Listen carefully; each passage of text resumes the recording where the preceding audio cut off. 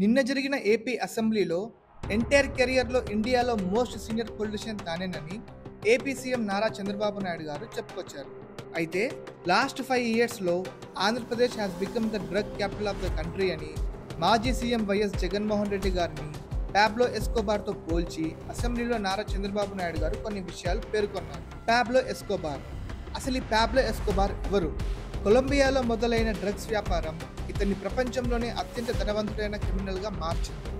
అమెరికాలో 90% కొకైన్ ఇతనే సప్లై చేసేవాడు.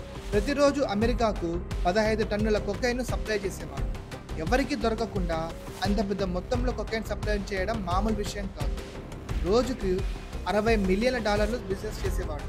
అంటే 380 కోట్ల బిజినెస్. అమెరికాకి కొకైన్ సప్లై తర్వాత ఆ మొత్తం డబ్బుని అమెరికా నుండి కొలంబియాకు ఒక సపరేట్ జెట్ ఫ్లైట్లో తెచ్చేవాడు.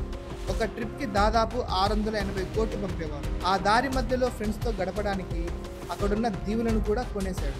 బిజినెస్ విస్తరించాక కొన్ని వందల ఫ్లైట్స్, హెలికాప్టర్ అండ్ సబ్మెరైన్లు కూడా డ్రగ్స్ను సప్లై చేసేవాడు. కొకైన్ని ఫ్లైట్ టైర్స్లో నింపి ఆ పైలట్కి రోజుకు $5 లక్షల అంటే 3 కోట్ల శాలరీ ఇచ్చేవాడు. అతని దగ్గర నోట్ల రూపంలో చాలా డబ్బులు ఉండేవి. ఎంతంటే ఆ నోట్ల కట్టలకి చుట్టడానికి రబ్బర్ బ్యాండ్ కోసం నెలకు $1,60,000 ఖర్చు చేసేవాడు. ఈ పాబ్లో ఎస్కోబార్ ఒకటే ఫాలో అయ్యేవాడు. అయితే నేను ఇచ్చిన లంచం తీసుకోవాలి, లేదంటే చంపేయాలి. తనకు లొంగని వారిని 200 మంది జడ్జెస్ని, 1000 మంది పోలీసుని, విలేకరులను చంపేశాడు. చుట్టూ 20 కిలోమీటర్ల వెడల్పు స్థలం కొని అందులో ఇల్లు కట్టుకొని ఒక జూ పెట్టుకొని 1000 రకాల జంతువులని ప్రపంచం నలుమూల నుండి తెప్పించుకుంది.